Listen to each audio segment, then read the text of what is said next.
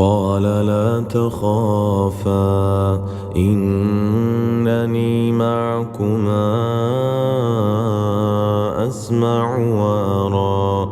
فأتياه فقولا إنا رسولا ربك فأرسل معنا بني إسرائيل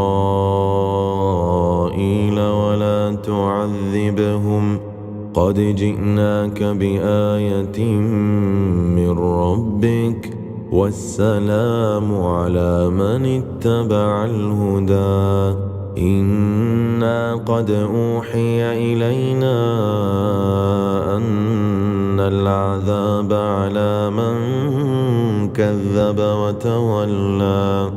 قال فمن ربكما يا موسى قال رب